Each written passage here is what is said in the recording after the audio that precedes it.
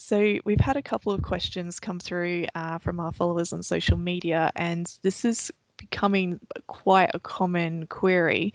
They've said that their employer has made them redundant, and then a couple of weeks later, they find out that someone has been hired to take over their position.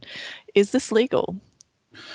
Okay, so when an employer is making redundancies, and they identify you as redundant, they are saying that your role is no longer required.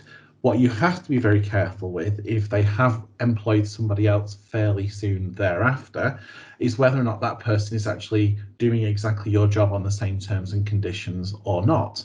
So, for example, is that person doing two people's jobs mixed together? Are they doing it for very different terms and conditions? Are they doing it in a location that costs the employer a lot less money? It could be any number of factors.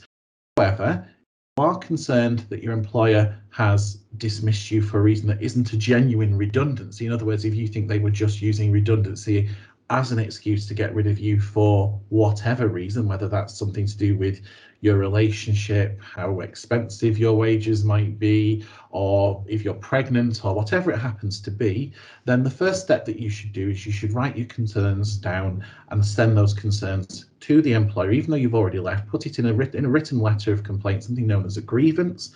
Explain what your concerns are and explain what sort of solution you'd be looking for as well, and then give them a reasonable period of time to discuss that or to come back to you on it and see what comes out of that. If you don't get a response at that point and you still want to consider action, it will depend on the situation involved, the dates involved, things like that. It's worth calling the Acas helpline to discuss your rights a little bit further.